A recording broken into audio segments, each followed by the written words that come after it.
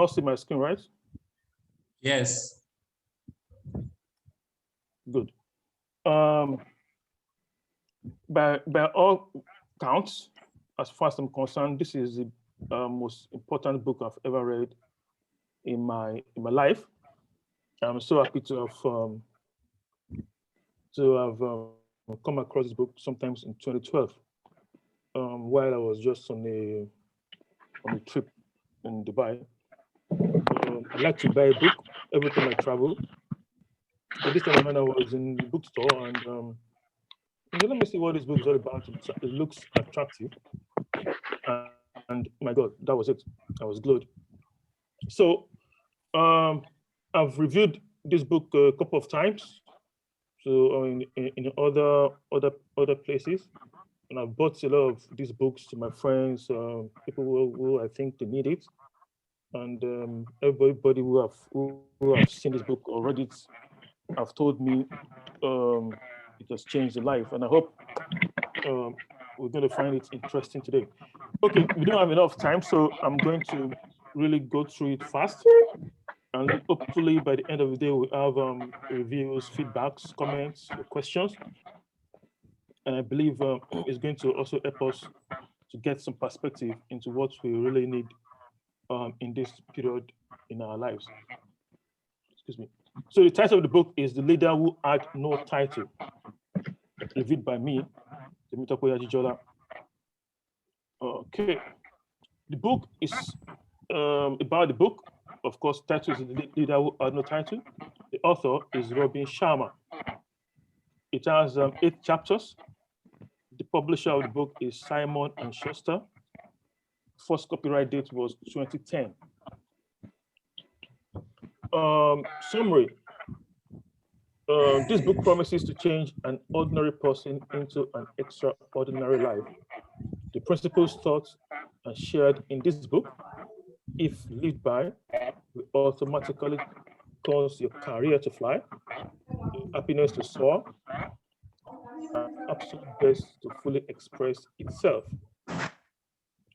Lessons in each chapter will be highlighted and discussed as we review the book. So what I've done is put the lessons or the key punchlines or the major thing. The book is big. It's a lot of things. I cannot put everything in 1 hour, but I try to bring out a couple of highlights that might interest us or that I found interesting or that's blessed me or touched me somehow. And I think so we can easily grab it as we go along. If you want to stop me during this review, please do. Just say something, or if you want to ask a question during it. If I'm too fast, I speak too fast. So please, if I'm too fast, try to slow me down. Oh, let's go. Okay, the setting of this book. Okay, so what happened? Okay, the book highlights the life-transforming story of a certain man. His name is Blake. Blake is a U.S. military veteran and whose life was torn apart after the war. Blake served in Iraq and Afghanistan as a soldier for the U.S. So after the war, he came back, and of course, like most of those guys who went to war, when they get back, they find it very difficult to adapt, to adjust to civilian lifestyle. Also, Blake was lucky to get a job in New York as a bookstore seller or a bookstore attendant.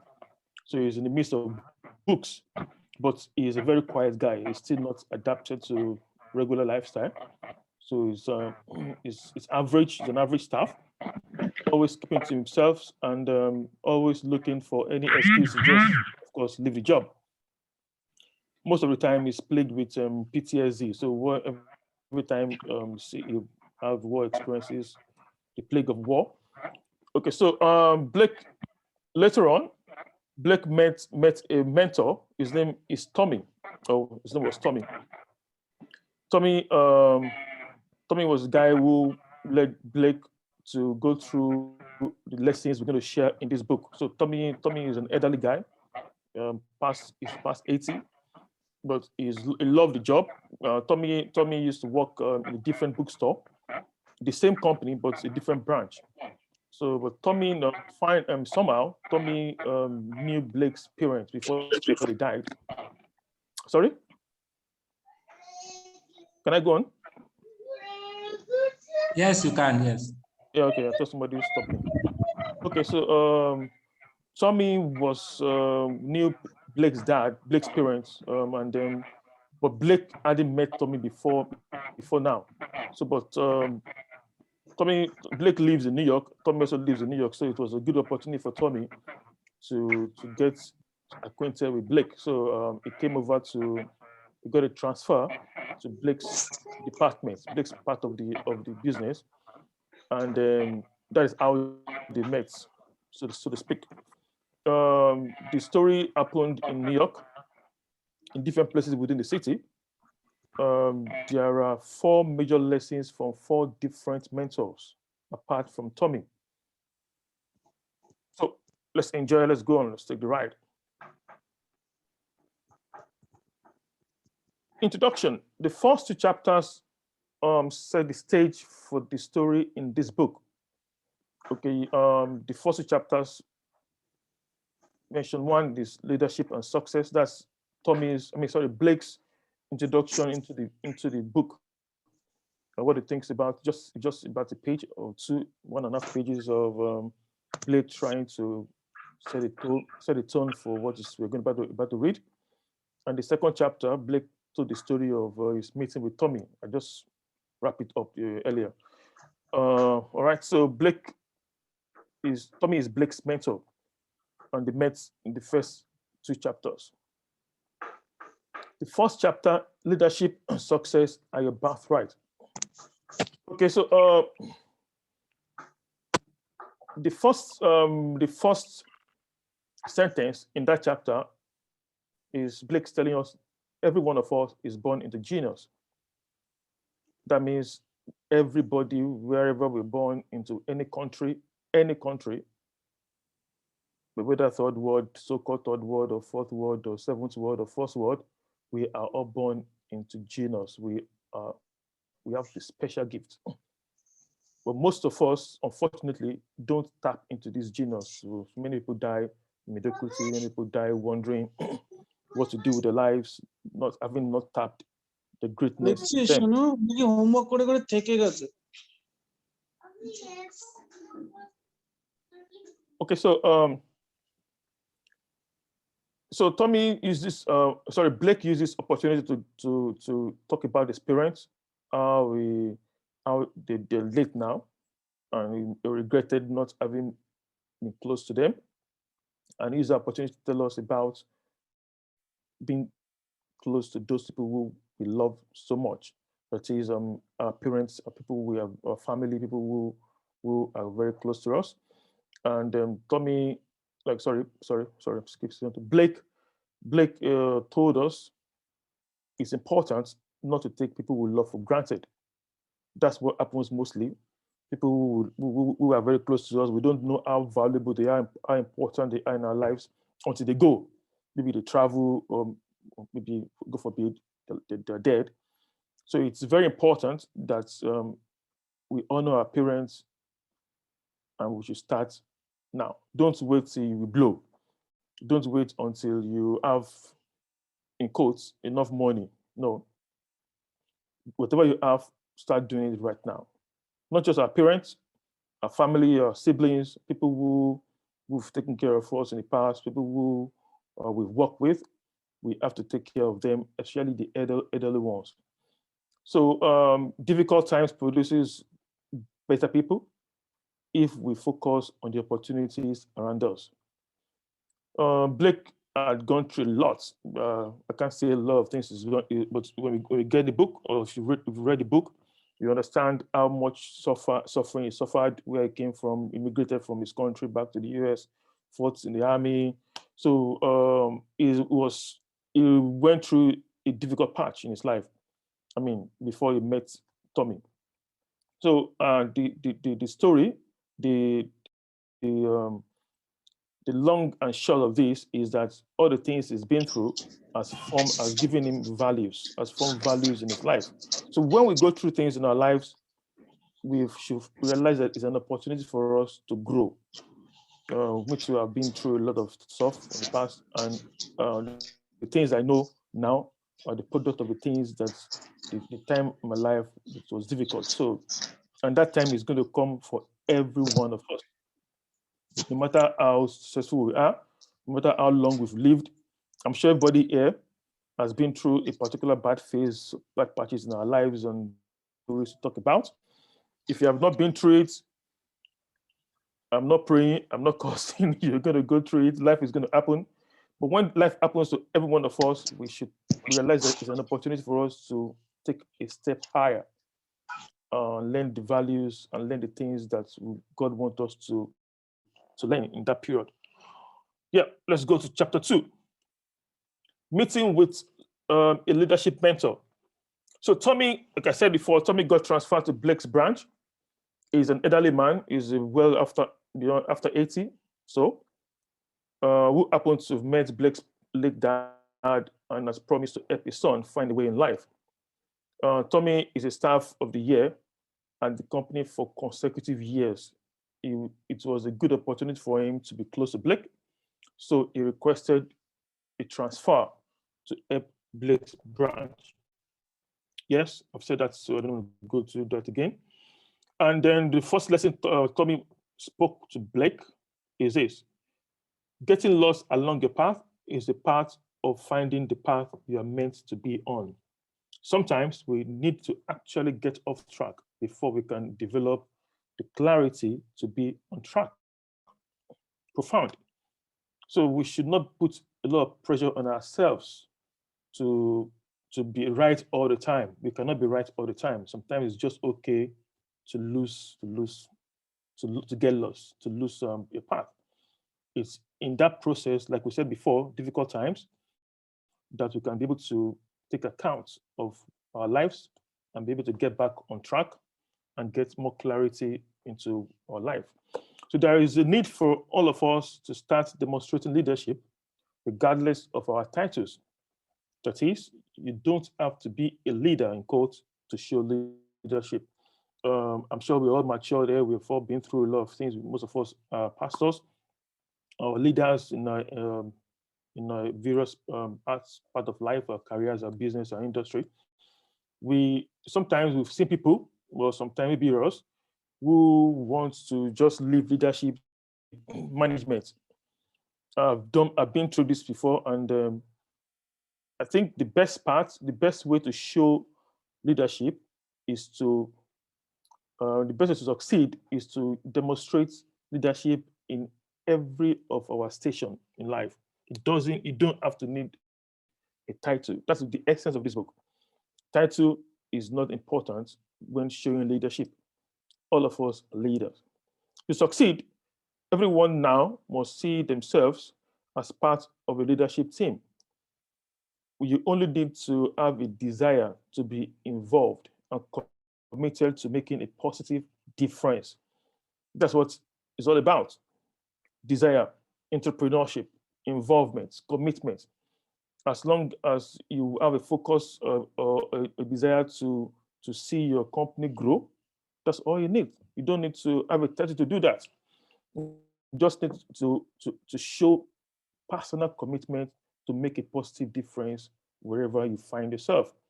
So Tommy spoke about revolutionary leadership in this challenging time, in business and personal lives. Everyone has a role to play, and no role is a small role. Everyone must drive innovation, inspire their teammates, embrace change, take responsibility for results, be positive, and most importantly, be devoted to their personal best. I try to highlight asterisk challenging time. COVID-19 is a challenging time. This period, if there is any need for us to show leadership, it is now. Because, like I was saying, difficult time happened to individual people, but COVID-19 is showing the entire world is going through a difficult stage. And the way we run business before now is not going to be the way we run business after now. There's not whether you like it or not. So we must embrace that. COVID-19 is an opportunity for us to show that post-COVID, because COVID is going to go. It's not the end of the world. It's a pandemic. Pandemics happened before. Pandemic has happened in the days of the Bible, in days before the Bible. So it's not so that all these people that preach that COVID is no, it's going to go. And when it leaves, how do we innovate? The way we innovated post and pre 2020 is not going to be the way we're going to innovate post 2021 or 2022. The world has changed. And every one of us must now know that our roles in this world must be revolutionary. We must drive innovation. We must embrace change. We must take responsibilities, and we must now. It's time for us to show great leadership. That is what this entire season is all about. To find our path post this lockdown or this season. So this kind of leadership has nothing to do with what you get or where you sit. It is all about how brilliantly you work and how masterfully you behave. It is about doing great work right where you are. Like I said before, it has nothing to do about your seat, your position, where you stay in the office, or if you're a driver or if you're a cleaner. It has to do with how you masterfully show your brilliance in your workplace, in your businesses. So the first secret is I put secrets in a different color. It is only in a restaurant that you get to eat before you pay. And today, most restaurants now, if you make sure if you live abroad, you have to pay first. Now, so, but almost restaurants, almost all, you let you to eat, order, eat, and pay. But that's not how life works. In life, you have to work first before you get paid, or you have to show, you have to commit before you get your reward. And that's how the principles of life is. You have to first sow before you reap. So and the most important thing is that whatever we do, we get the reward, whether good or not. And I hope it's going to be good things. That's what we are trying to do to learn about this book, about our lives, about leadership, to show mastery, to put in the work, the labor. That is when the reward comes in.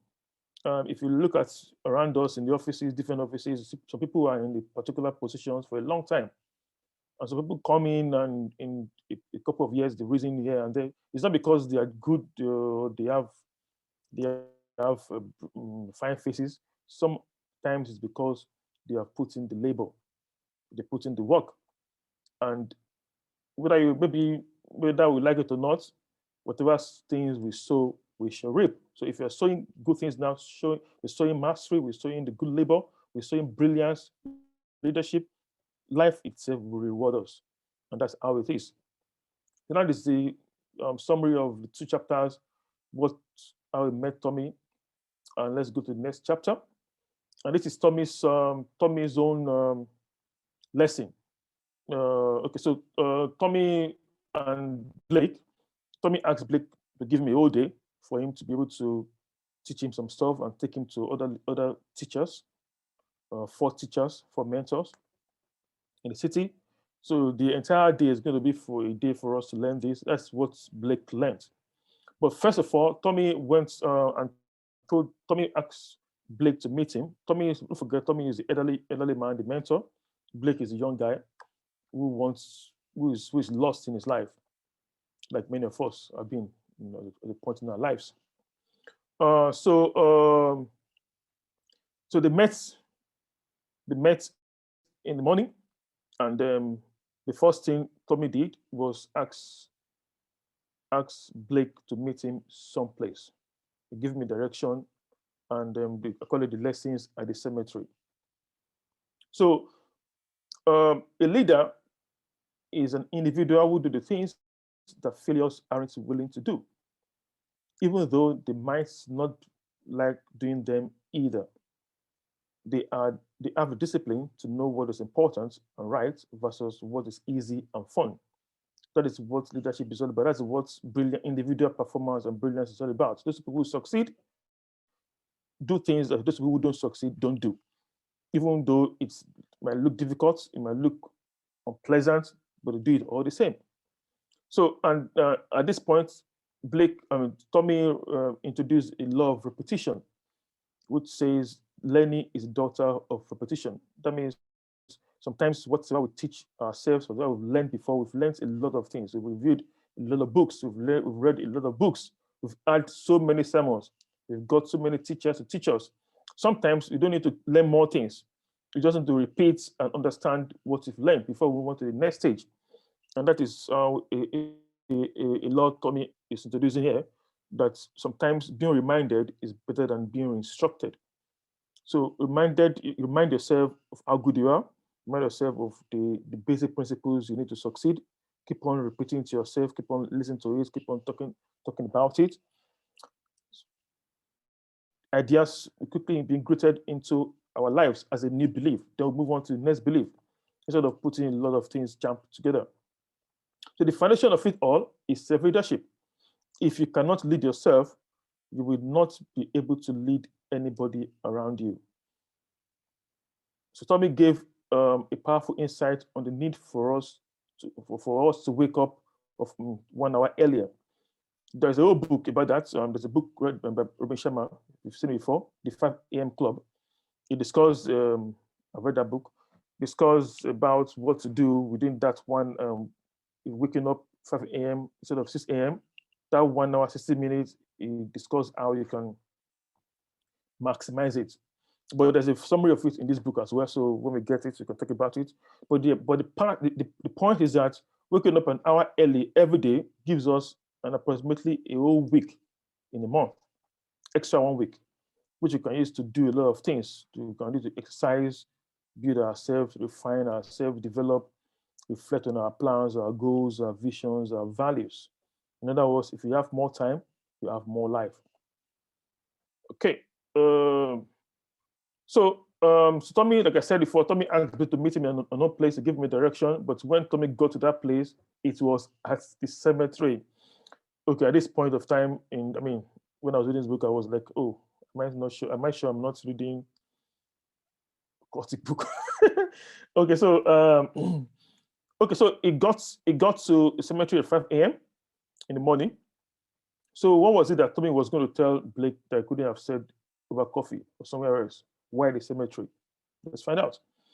So Blake got there and Tommy was there already, beside two freshly dug grave holes, dug by Tommy. Tommy is elderly. Tommy is old, but Tommy already got there. If Tommy was getting there if Blake got there by 5 a.m. and two graves have been dug by Tommy, that means Tommy must have gotten there something like 3 or 4. But there is a lesson Tommy was trying to pass across, and there is no other place to pass it across. It's about what happens when we die. That's the essence of everything we do. It's about doing some things and people to remember us by. So on our last day, all that truly matters is whether you got to know your inner leader, and if you did, whether you had the bravery to allow it to offer its gifts to the world around us. This banks harder if you are standing beside two graves in a cemetery. Correct?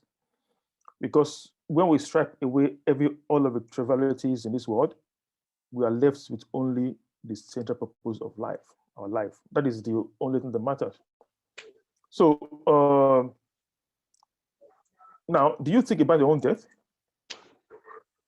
What do you want people to say when this is me just saying stuff, thinking aloud, writing it myself. What do you want people to say about you when you are gone? Do you have them written down? So I do this exercise sometimes when I feel like I'm depressed or I feel like I need a new challenge. So I write a lot of things down. So I write down, so let's say I die sometimes. I'm not dying, so don't worry. Okay, but if you die today, if I die today, what do I want people to talk about me? What do my colleagues, my family, my friends to say about me? What will they say Tokwe has done? So I write it down. I want them to say I did this. I want them to say I've done that. I want them to say I've done this and that. I want the world to say this and that about me. So when I write all these things, maybe 10, 20 sometimes, that is my life. So I begin to do things that will make sure that I achieve this. Is a fast way to cut to me so to cut short a lot of things. So if I know that if I die, I mean somebody is making an eulogy about me, they want to say, oh, Topper touched 500 lives. He gave them food every morning. Okay, so that is what I have to start doing now. I make sure that I do it good enough that I impact 500 people. Just saying.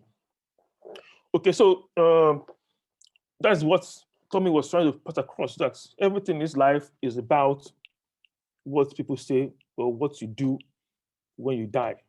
Does your life reflect? How many lives have you touched? I mean, people can say that because of this guy, because of you and I was able to have my life turned around. I was able to achieve these goals. This is what all the essence of life. So Tommy asked Blake to jump into one of the graves. On getting there, he met a slate tablet. So what was written on it? The first one he met was 10 human regrets. So the 10 human regrets.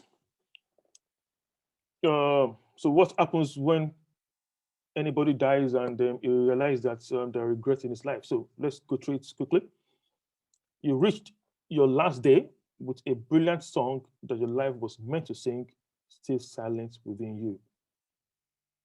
You reached your last day without ever having experienced the natural power that inhabits you to do great works and achieve great things. You realize that you never inspired anyone else by the example that you have set. Your life is full of pain at the realization that you never took any bold risk. And so you never received any brilliant reward. You know the story, the cliche, more risk, more reward. Okay, the higher the risks, if you don't do anything, you don't get anything. Understanding that you miss the opportunity to catch a glimpse of mastery because you brought into the lie that you had to resign to mediocrity. And you realize that you got to last day and you feel heartbroken that you never learned the skill of transforming adversity into victory. You regret that you forgot that work is about being radically helpful to others rather than being only to yourself. With the awareness that you ended up living the lie that society trained you to want versus living the life you truly want to have. So the fact you reach your last to the fact that you never realized your absolute best, not touched the special genius that you are built to become. And lastly, you rediscovered that you could have been a leader and left this world so much better than you found it, but you didn't because you were scared and you failed and wasted a life. Wow. So at this point, Tommy was already, sorry, Blake was already getting the scope of what happens to somebody who dies without getting mastery, getting the personal best, knowing what they're supposed to do, the purpose. So quickly, it told me to, Blake to stand up and told him to jump into the second grave. And in that grave, it is the 10 human victories. So what are they? So you reach your last day full of happiness and fulfillment on realizing that you are all used up. I'm sure we've learned about this so much. When we die, it's best for us to die empty. Okay, used up, having spent the fullness of your talent, resources, potentials, and leading a rare air life. Knowing that you played at a standard of concentrated excellence and held yourself to the most impeccable of standards in each thing that you did. A noisy celebration of having the boldness of spirit to have regularly confronted the largest fears and realized your highest visions. You recognize that you became a person who built people up versus somebody who tore people down. It's important. With the understanding that whenever you got knocked down, you instantly got back up I tried to take off some stuff because it's too long. You reach your last day and bask in the staggering glory of your phenomenal achievements and adore the strong, ethical, inspirational, and empathetic person you grew into. Reach your last day and realize that you are a genuine innovator who blazed new trail instead of following old roads. You reach your last day surrounded with teammates, colleagues, friends, family who call you a rock star, customers who say you are a hero, and loved ones who call you a legend. Lastly, as a true leader without a title. So that's it about Tommy's lessons. To me, we get gist. So the first, so after that, we went somewhere else. Tommy took Blake to four different people, and the first person Tommy took Blake to was a teacher. I mean, first of his teacher was Anna. Anna is the first teacher. She is a housekeeper in one of the top hotels in New York. She cleans the room, your regular room service or housekeeping staff. Anna is originally from Argentina. According to Blake, she is of middle age and has remarkable youthfulness and noticeable sexiness. Okay, that's the first teacher. And what is it teacher teaching? I mean, teaching Blake. The first lesson is you need no title to be a leader. That's the cover, that's the title, book cover. But that is the first lecture Anna was giving Blake. First lesson is that anyone can show leadership at the highest level, irrespective of your title or position in life. Don't forget, Anna is just let's call it what it is. She's a cleaner in an hotel. I'm in a hotel now, so if I want to get somebody, I'll call room service. They come and clean or serve me or clean my toilet or something. That's the kind of person Anna is. Okay, so but Anna is saying that leadership does not matter your title, your position. Whatever you do, you can show leadership at the highest level. One of the greatest freedoms each of us has as a people is the freedom to choose how we view our roles in the world and the power we all have to make positive decisions in whatever conditions we happen to find ourselves. So people these days people don't respect dignity. Okay, so there's dignity in labor. So, but people think I have to be this and that to make kind of impression in society. That's your thinking. It is the thing. Is the way we think. It's not the way of the world. It's not the way it should be. So it's your personal responsibility to make that decision that whatever I am, whatever I do, I have the freedom and power to make a positive change, whatever condition. Okay, so in that way, Anna says that's what she do. I mean, Anna said, I mean, the entire book. I think Anna's lecture was about half of the entire book, but I'm trying to just make it short. Okay, Anna saying nothing less than my very best. That's a motto. That's what talks about. Anytime she wakes up in the morning, she thinks about it. Nothing less than my best. She goes to work today. Nothing less than my best. That is how you approach mastery. So no matter, I mean, she's a cleaner. Don't forget that, but she gives it her absolute best. And why? And what happens? She happens to be that. I mean, she's so good that when all the celebrities in New York, in Hollywood come, they ask for her. No, this girl must clean my room because she has shown that I can clean a room as good as anything, and that's her talent. That's where she finds leadership. So she's saying titles do not bring power. I'm sorry, titles do bring power. Yeah, titles have power. People are attached to titles that have power because of the power the title brings. But it's not a bad idea. It's not bad. But the issue is that if you think this way, if those titles are off you, do you still have power? That is a conversation here.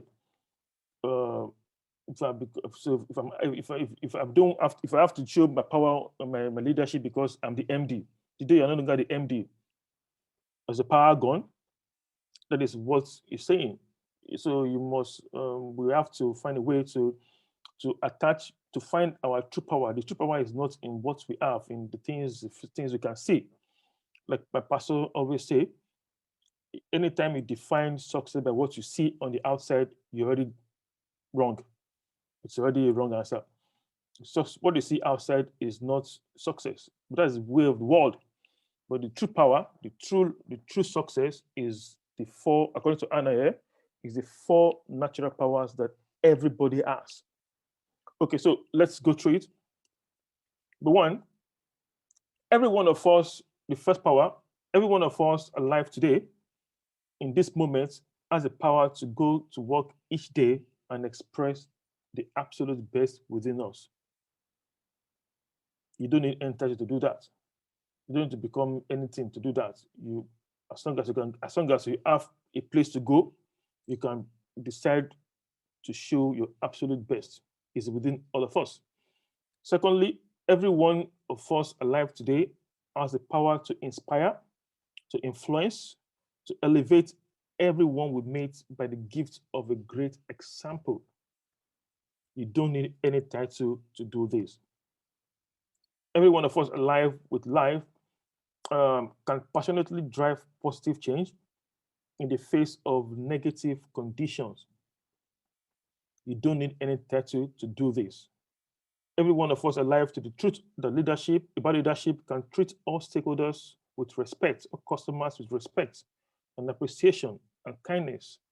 And in so doing, raise the company's culture to the best of breed. You don't need any power to do this. That's profound. So whether you are the MD or you are the chairman or you are the CEO or you are the receptionist or you are just gate man, you have this power, these four powers in us without the need to have a particular title. As long as you can get to work, you can stand up from your bed, you can show your absolute best, you can show great example, you can drive positive change in the face of negative conditions, and you can show kindness to your customers, to your colleagues. You can show respect. That is what Anna is saying here. So Anna went ahead to tell Blake so many other things. She said there's a difference between being alive and knowing how to live. Wow, that's big. So what does this mean?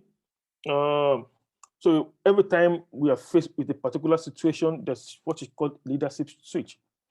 So when life happens to us, or when we face with opportunities to lead or not to lead, we either have to switch between victimhood or leadership. There's no in between. It's either you want to lead or you want to make excuse. Either way, you have to want to flip the switch. So which switch are we switching today? Let's go on.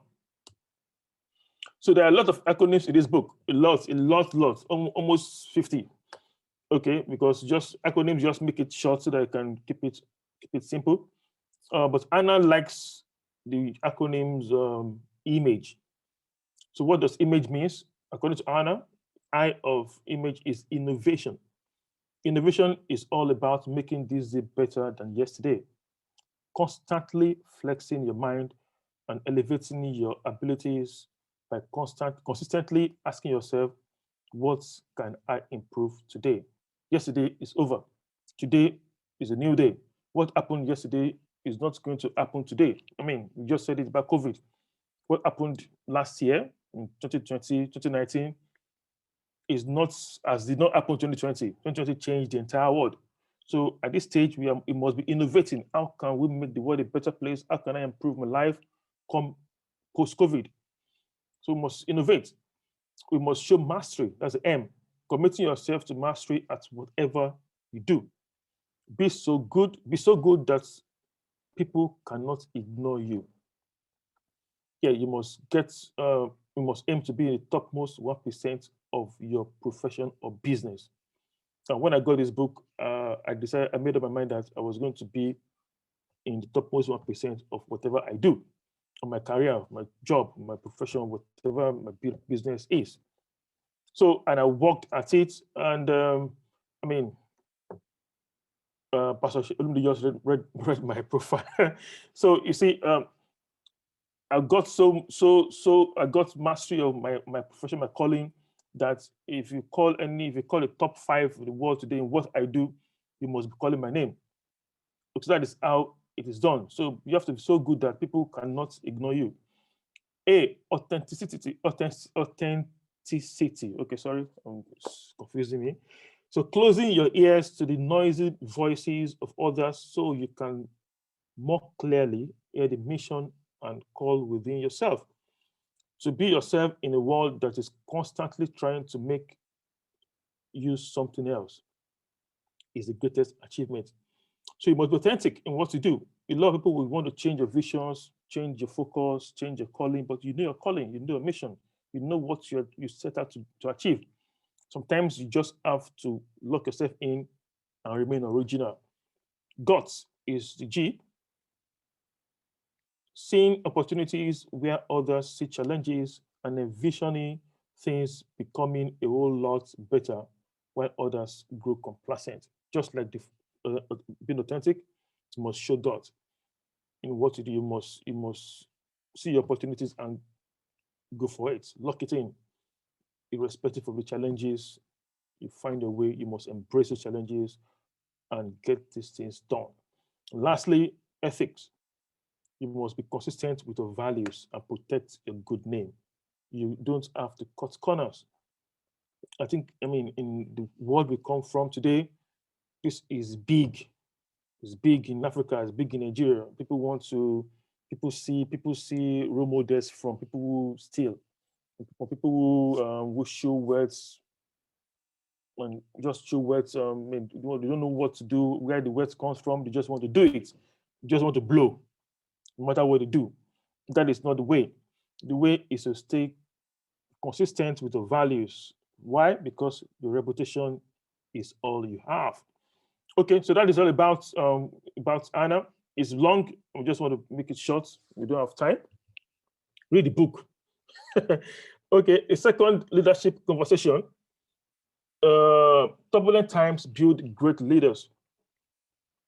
So Anna's time with Blake was over, and Tommy Blake said their goodbyes. So next, Tommy took Blake to the next mentor. His name is Ty Boyd. So Ty is a world champion, was world champion, five times world champion, is skiing champion. But now he's retired. He had an injury, so now he trains and he owns a ski shop, sells and stuff, and consult for people who want to learn how to ski. Okay, so he's playful, according to Blake. He's a playful guy. He's a colorful guy. He's spontaneous. He's an average, happy-go-lucky guy. Okay, so first lesson here is the problems and difficult days are actually good for us. They are incredible opportunities to transform mess into success. Like we discussed earlier, difficult times bring out our values, bring out the best of us. So when we have problems, like the story of Ty, he was champion until he got a bad career-ending injury, and he did not suck.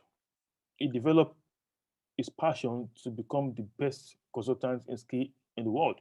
So he's a very good person to teach us, to teach Blake, yeah, how to overcome problems and make problems your a success for you for yourself.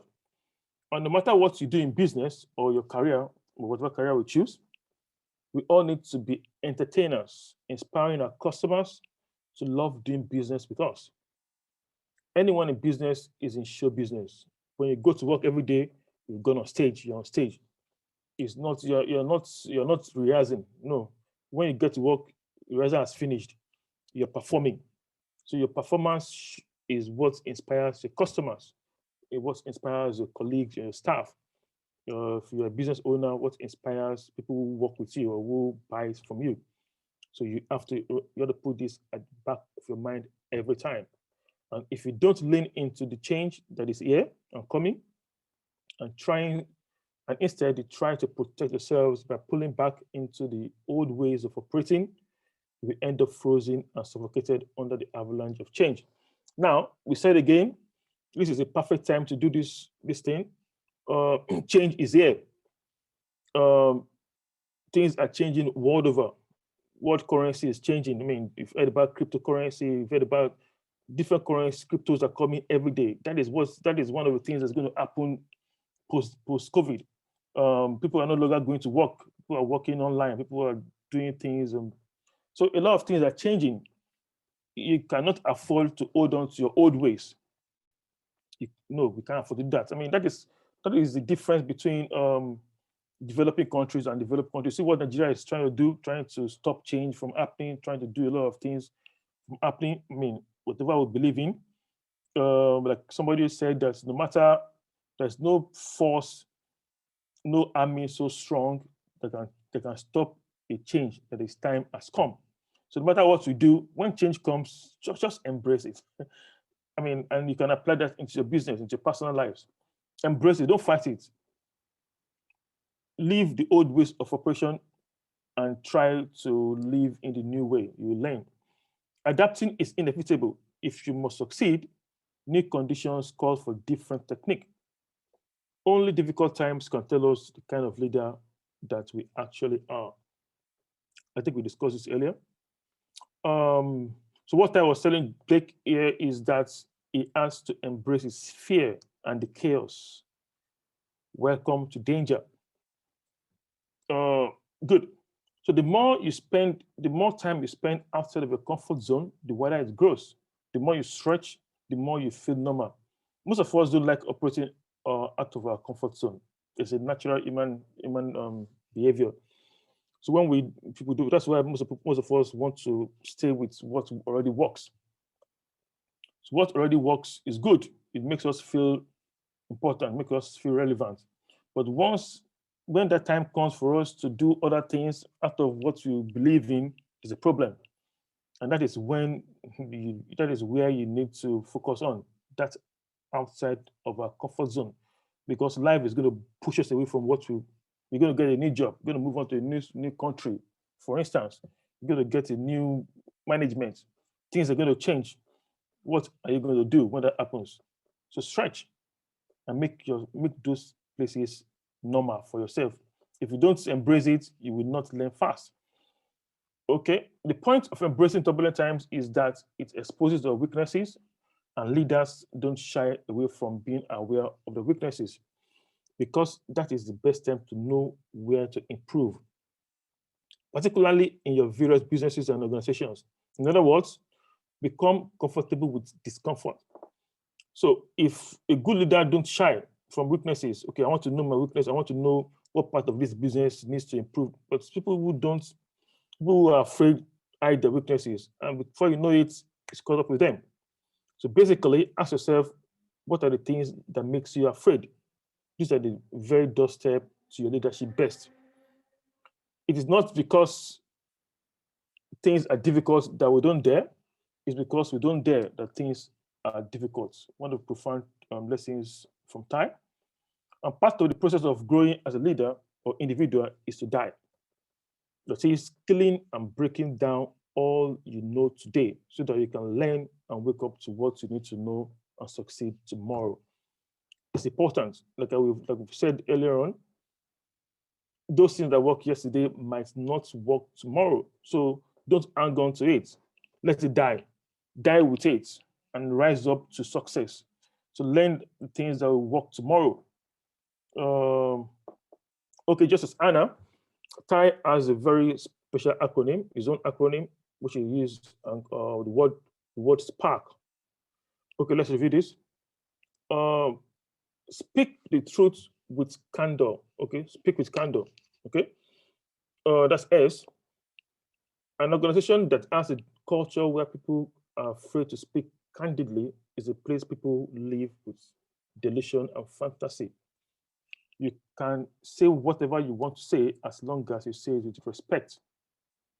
There's no point lying, no point disrespecting your friends, your colleagues, or yourself. So what happens is whatever is happening, say it out. And don't try to hide things from yourself or from your customers. You must speak with candor all the time. Priority, focus on the best and neglect all the rest. Here is how it works. I do this all the time. So if you have a to-do list, if it's 10 today, Focus on the focus all your time on those things in that thing that get you to where you want to be. Don't just try and do all the thing without any focus. So let's apply the Pareto principle here. If you have 10 today, focus on the top 20% of your to-do list. By tomorrow, it becomes 8, right? So you add another 2 at the back, focus on the top 20% too. So, I mean, what I'm trying to say is that focus on the things that really matter. Okay? Adversity breeds opportunity. Every setback carries with it an even golden great opportunity.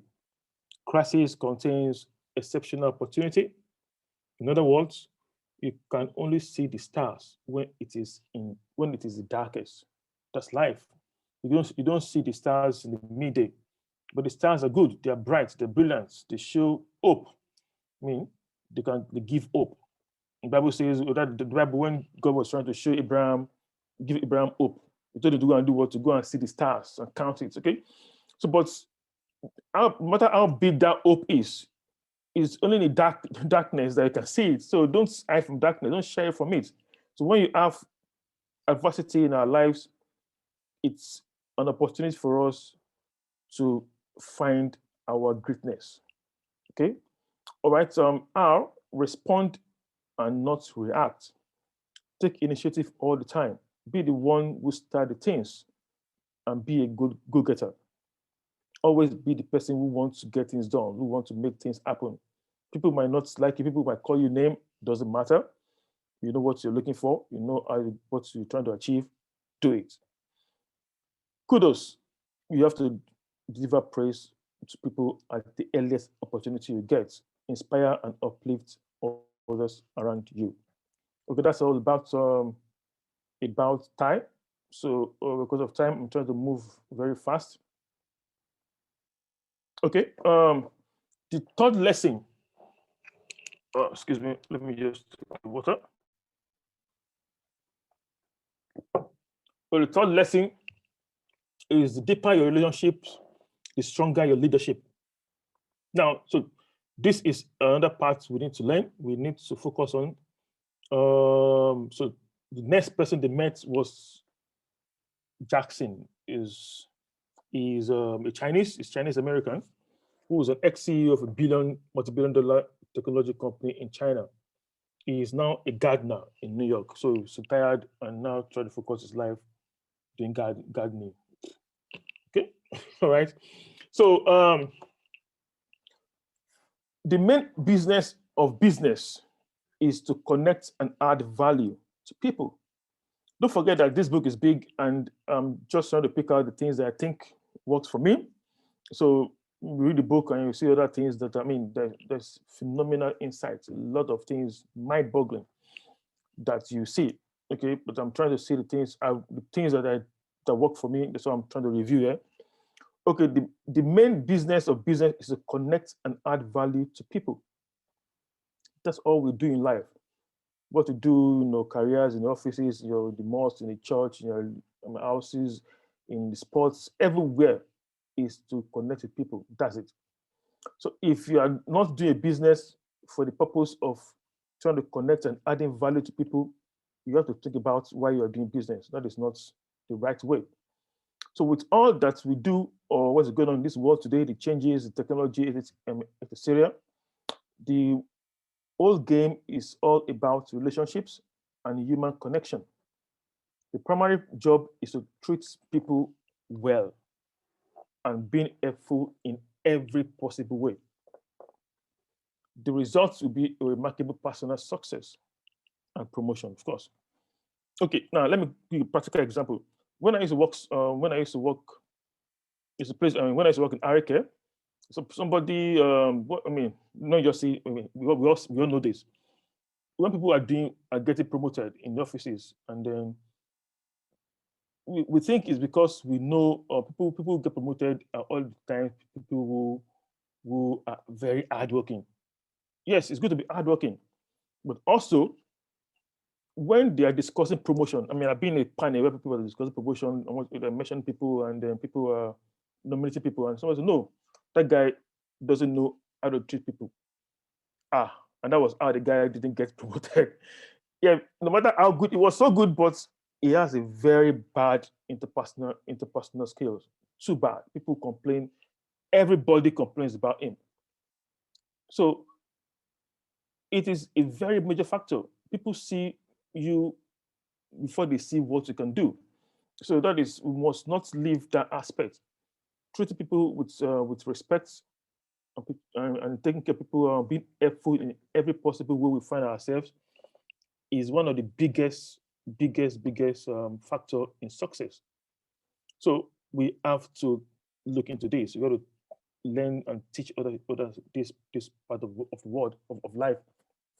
Jackson spoke about major parts of his own of a job is unleashing the greatness in people. You have to do that. You have to make sure your staff, your colleagues, um, find their own greatness. You must help them. Also, we have to note that we spend the best hours of our best days, of the best years of our lives with our colleagues. We've known, I mean, if you've not known this before, let me say it again. If you work 8 hours in a day, that is half of 24 hours. That is 1/3. That is 1/3. If you spend 50 years working, excuse me, 1/3 of your entire life you spend it in the office or in your business, and that 1/3 is the most productive part of your life. By the time you get home, you're tired or you're sleeping. That's the remaining 2/3. So the biggest 1/3, you spend it in the offices. You spend it in with the colleagues, with the customers. That is when you need. That is the most important part of our lives. So we spend the most important part of our lives with strangers. So why don't you get the time? I mean, take the opportunity to meet them, to know them, to build good rapport and good relationship with them. That is how you can impact them, know about their lives, know about what's going on in the families. Let them trust you, because you must always make the first move to reach out to people. So you must lead the way, becoming the change you want to see. Lead by example. Be humble, because only the humblest is the greatest. Okay, let's do this exercise. This is my own personal exercise. Can you tell the name? Can you tell us the name? Do you know the name of a company's janitor?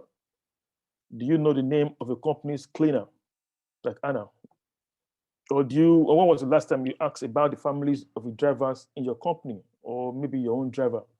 So that's little things that matter, because most of people don't look at. They want to talk about meet their friends who is rich, or the chairman's son, or the chairman's family, or their but they forget that those people also, your driver, your cleaners, your megad, whatever they are also people. They are also important. So these are um, exercises we must do daily. We must teach ourselves. I must better. I must better. Everybody. I must touch more lives. I must reach down. I must reach up. Okay. Uh, Everyone you meet, regardless of the title or the way they appear, is someone's son or daughter. They all have a story that's worth hearing and knows some lessons worth learning. So everybody has genius in their life. Everybody has greatness. So we just have to listen and know them more, to know more about them. But the idea is always to put people first, and everything takes care of itself in so many other ways. The world has forgotten about this, and we need to start changing the world from where we are. So if you are really serious about winning business, become a walking, talking, living, breathing up, radiating positive energy, excellence, and kindness to everyone who we are fortunate enough to help. So one very important thing to note is that people do business with other people that they like. So if you see people, you don't want to go to some people because you don't like them. That's how life is. People don't like you, they will not buy from you, or they will not connect you with greatness, or they will not recommend you for promotion. If people don't trust you, people we don't make if you don't make people feel special, they will run away from you. And why? Because when you see people is money. Okay, because the more people you see, the more money you can make. Money flows in the direction of value. And your responsibility of your prosperity is tied directly to the value or how much value you add to people. So people, money goes to people and value. So that is the triangle. The people value money. People value money. So if you are not treating people very well, you're not going to add value to them. And if you're not adding value to them, you're not making money. So why do you want to be an island on yourself on your own? So let's talk about acronyms for acronym for Jackson. Human. Okay, the first one is H, helpfulness. Always do more than you're paid to do. The compensation will always be a direct function of your contribution. I mean, this back in the day, this is one of the things that made me succeed so much. I never care about the money. Up to today, if you call me for something, I'll probably not ask for money because I don't see money as a factor. So what's the most important is how much value can I add first. Money is, I don't even talk about money. I don't even talk about money. I don't respect money. Sorry, that's how I see it because it's just paper. Okay, it's just paper. So the real money is not paper. The real money is value.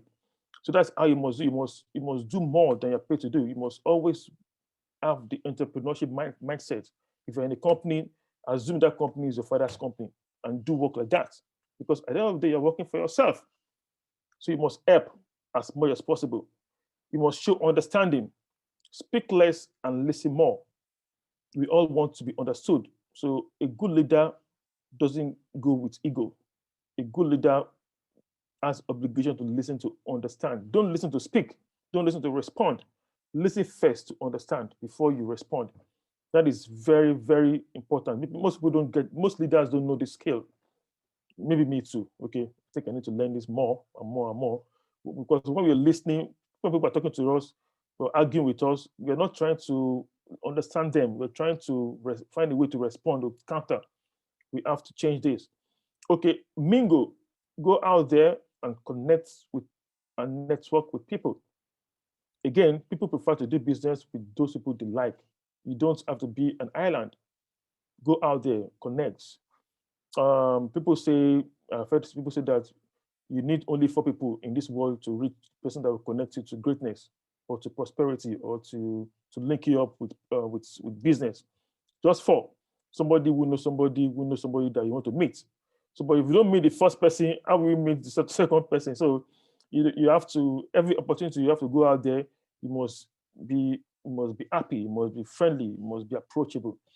Okay, amuse. You must have fun. I mean, there's no point not having fun while you're working. Like we said, you spend the best part of your life at work. So why do you want to spend the best of your life not happy? So being having fun boosts productivity and makes you approachable to others. Lastly, nurture. You must take care of people and people will take care of you. Help people get to their goals and people will help you get to your own goals. You must be nice incredibly. Okay, that is a part of that's Jackson, right? Yes, Jackson. So the last conversation of leadership, this last person, Jet Brisley, that is a massage therapist, is the most famous massage therapist in all of New York City, according to Blake. So and is so good. Okay, so they went to meet him, and I mean these guys they know themselves, and they already know that Tommy was bringing somebody. So they during the lecture they talk about what the person they've met last time, the last person he met, or the first person he met. So they, it's very rich. So, but Jet here does massage for a living, and he does it excellently well. Okay, so blood, sweat, and tears are necessary to reach dreams, hopes, and joys. You must sow to reap. You must, all of us here have shed blood sometimes, or sweat, or cry. Being sometimes where we have to cry because things are not working is part of the process. Without all these times, all these things, you will not be able to talk about your dreams, so you'll not be able to reach your joys, your destination. These are necessary. So don't feel bad. Don't feel down. Don't feel dejected. No, it's part of the entire process of leadership of prosperity. It is not really possible to make others feel good about themselves until you are feeling really good about yourself. So greatness on the outside begins within. You can't unleash peak performance at work until you feel like performing at your peak. In other words, lead yourself first. Only then will you be able to get to a place as a person where you can lead others. Jets was talking, we want to discuss how truly what is really important in life. Some we covered in chapter 3 when Tommy took Blake to the cemetery and talked about all these human regrets, human victories. Okay, so like I said before, like I also do, you must live our lives backward. You must. What do you want to be remembered by? Write them down and start living backward from the end. This means just putting this down. Also, until you are old, he said people look for fulfillment from things that are not as important as living your best life and solving problems through leadership. Okay, the world tells us to define success by the things we have, rather than the people we are becoming. We rather gauge our success from what we have, but how much we have than how many lives we have influenced. Like I said before, the things you have is yours. They don't have you. It's not the reverse. So it is you that have them.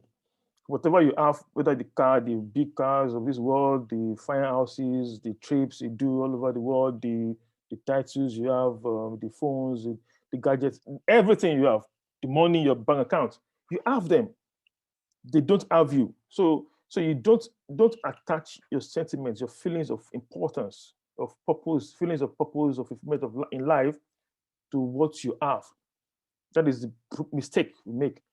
So the feeling of fulfillment you should be having is the kind of person we become and how many people we have touched. That is because those things we have will come anyway. But if you don't have it today, does it mean that you're not you? No. Okay. Possessions does not define who we really are. Okay, I just said that. You own them, they do not own you. The problems today is many people attach a sense of greatness and success by what they have, not who they are. When you lose these things, you lose yourself. Okay, that's not the way it should be. You can love the good things in this world without becoming slaves. So who you are becoming is far important than what you own. I think that's self-explanatory. The feeling of fulfillment must not come from what you own, but from who you are and how much lives you are influencing. I think that's a repetition. Greatness is an inner event with outer consequences. Once you awaken your inner leader, worldly success is a guaranteed result. Just say that you're going to have money, you're going to have things, you're going to have blessings, you're going to have all these things. Because because what people really want is not money. It's not what they think they are. What they think they have. What they need is a feeling. Because you cannot live in 5 houses in the night now. You can only live in one room. So it's not the money, the houses. No, you just want to have the feeling that I have this, I have that. No, that feeling should be channeled to something else. We channel to okay, how many people is blessed just by seeing the example I set? Yes, it's that feeling that makes a fulfilled life, not not the material things. So your former habits of thinking and being must disintegrate before better ways of having can begin. Remember what we said earlier about having to die?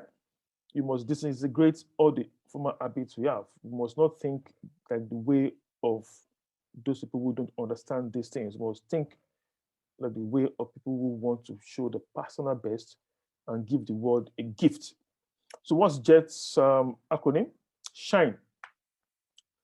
Let's check this out quickly. The first one is see clearly. Okay, put shine your eyes, like we always say in Nigeria.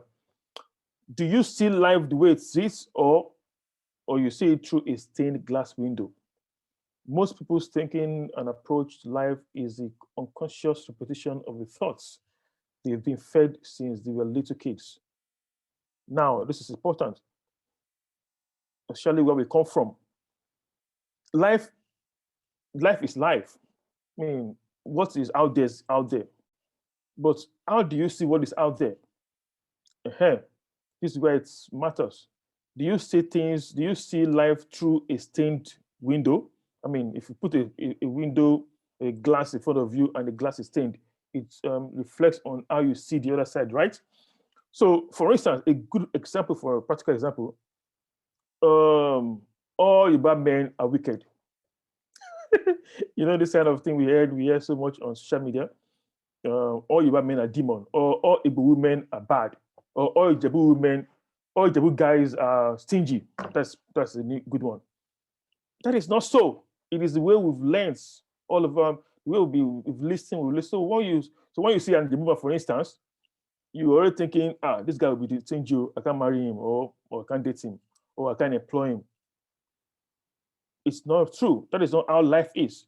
You must experience it yourself. You cannot be thinking or saying things from an unconscious or repetition of your ingrained unconscious mind. No, because out there in Nigeria, it's a Nigerian. Nobody cares if you are Ijebu or you are Igbo or you are Fulani.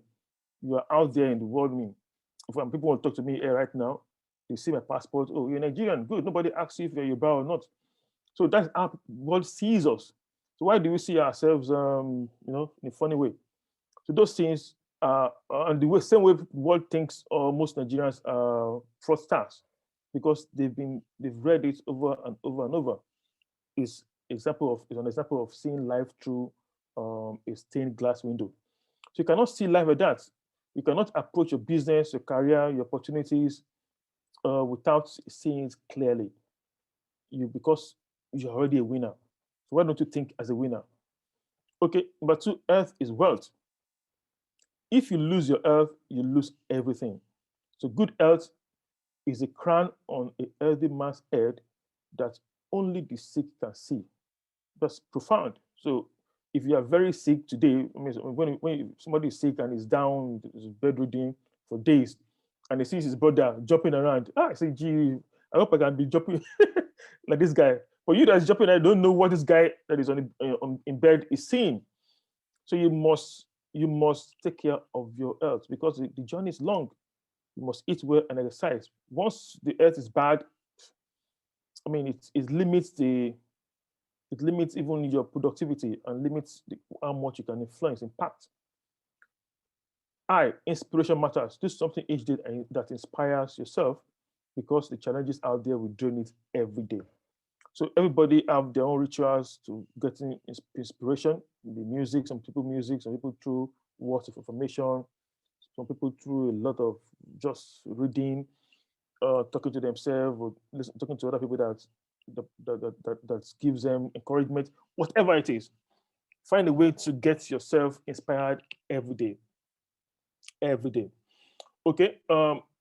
Neglect not your family, and that's the first thing we learned today. What's the point of becoming a super successful guy, and you end up, or a successful woman, and you end up staying alone? Okay.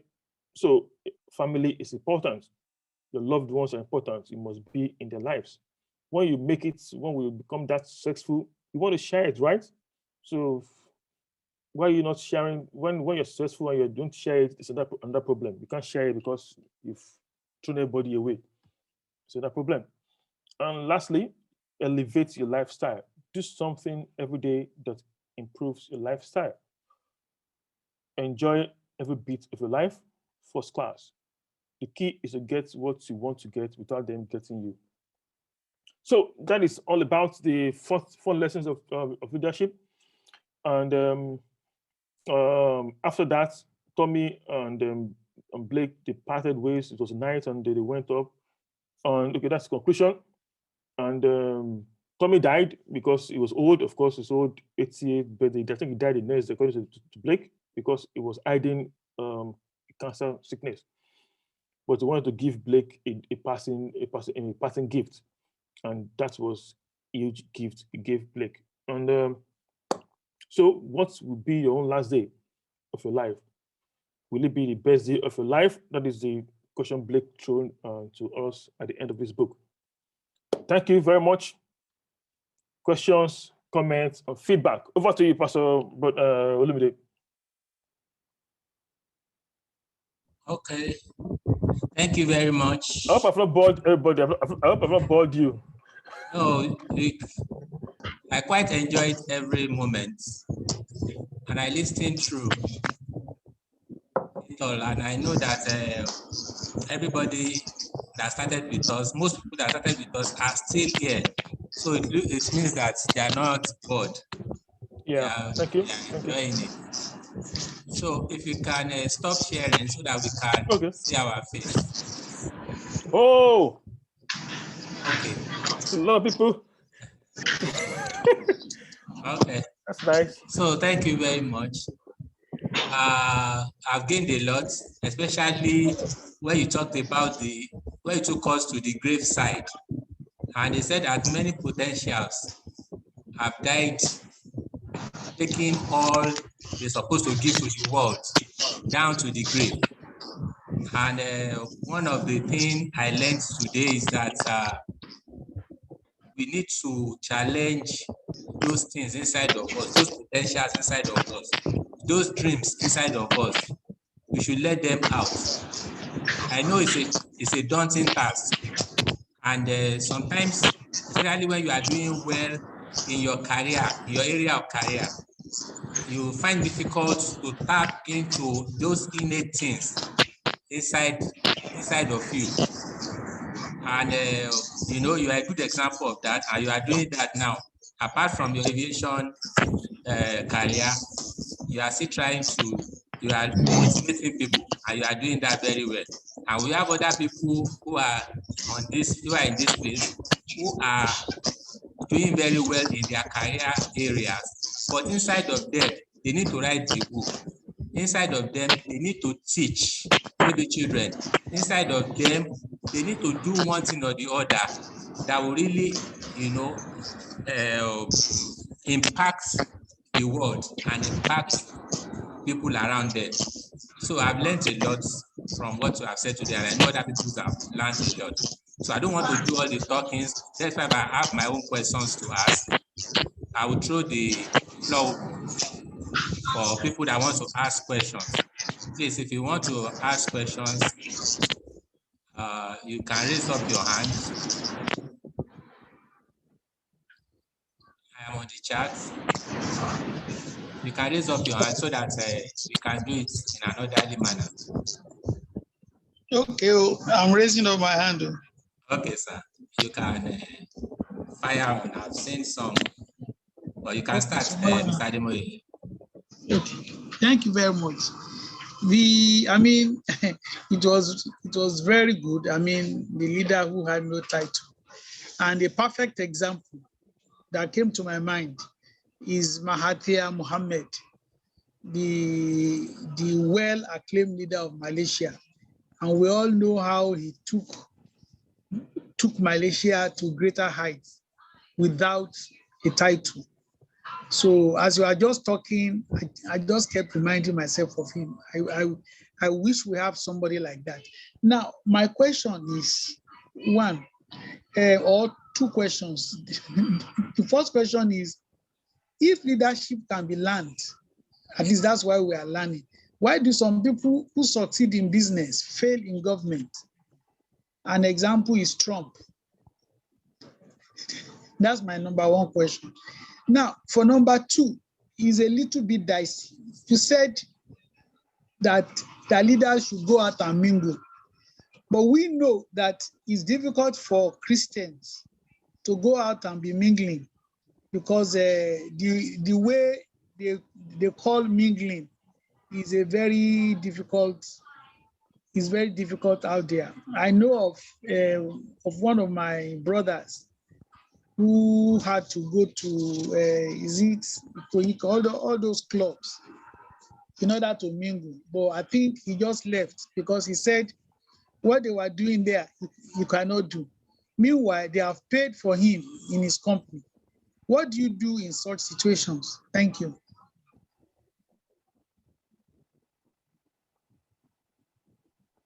Oh, sorry, I was muted. Okay, thank you very much, Mr. Tunde.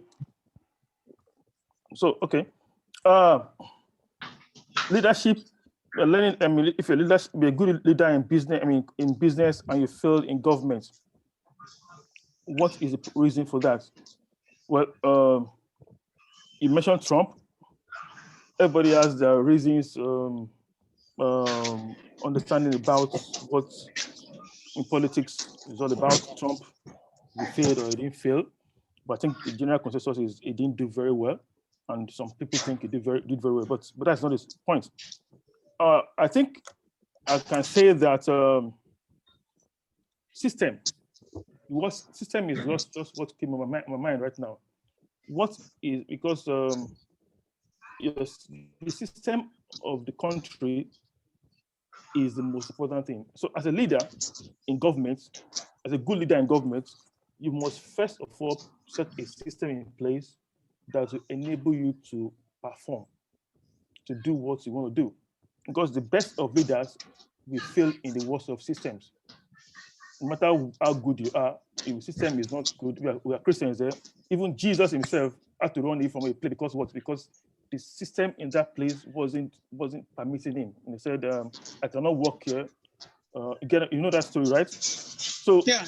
the system of that environment matters. So if you find yourself in the wrong system in government, for instance, I'm not in politics, so I may not be able to tell you exactly what you probably want to hear, but I think system is the right word. Set a system in place. Probably, I mean, in politics, is complex. There's constitution rules stop people from doing a lot of things here and there. So the constitution also matter. I live in Dubai. I'm a resident of Dubai. I live and work. I'm always here, mostly here. These people are not Christians. They're Muslims. And I mean, leadership does not care if you're a Christian or not. It's the principle. If your principle is right, you will succeed. So these guys are the best, probably one of the best countries in the world. They just went to the moon, to Mars. They went to Mars, just landed in Mars 2 days ago. That's the third country in this world that will land in Mars at first attempt. That is huge because they have a solid system in place to make them succeed. And that should apply to your own personal life too. If our systems of government or personal life, personal government is not amenable, is not very good, probably will not succeed rightly. I think that's what I want to say about that. So, but the other one, I'm passionate about that, Christians mingling. Now, it may be controversial, but the Bible says, I'm a Christian too, so my pastor is there, Pastor Inka is there, my pastor. The Bible says that we are in the world, but we are not of the world, right?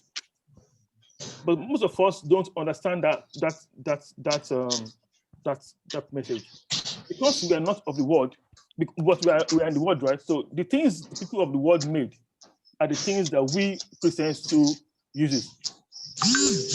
For instance, the Apple laptop I'm using to chat to do this thing was produced by people in the world, correct? Yeah. Yeah, but as a Christian, I cannot say because I'm a Christian, I'm heavenly minded, I want to go to heaven and all that, and I stop it because the person that made this Apple or made this phone, Samsung, is not a Christian. That's not how it works. So I think here, mingling is about network. You cannot preach to people who are already saved. You get what I'm trying to say? People who are saved don't need you. People who are not saved or people who are not our kind of people are the people where you should be. That is very important. So find a way to build the ice. They already know that you not do many things they do anyway. I have a lot of friends. I go out a lot, and people things I can do. People know this guy will do this. People think I will not do. People will never ask me. But that does not mean that I will not follow my friends who. And I'm also, a leader in my own church. But I will not say because of that, I will not use the opportunity to link up or to network with those people who are not my kind, if you get what I mean. So find a way to do that, to break that ice. And like I said, repetition, you must continuously repeat to them, this is who I am, this is what you should do, this is how you should approach this. By the time you know it, just do your part. Your job of convincing is not your job. The job of showing a great example is your job. So show a good example. When I before I open because I like talking to young people, and I like this business of teaching young people leadership and success and all that. I opened a club one time. I mean, I carried my money from here, although the company, the business didn't succeed very well not because, but because I did some things wrong and I've learned a lot of things about that. So I think for me to meet young people, I have to do things that will bring them happy. So that was my Yeah, concept. yeah. So I have to do some things. I open the lounge. Okay, you confess. Come. The Bible says go to the streets, call everybody. It didn't say go to the synagogue, because the synagogue people, they don't even bring them. They say they don't come. So I leave them, go to that street, go to the club, bring them, let them come. That is how things might be sometimes. So go there, talk to them, bring them and let them feel comfortable before you can start introducing what you want to talk to them. So I think it's complicated, it's complex, but it's doable. That Okay. is my understanding of Christian mingling. Thank you very much. I hope I answered the question a little bit. Yes. Yeah. Okay. Thank you. Thank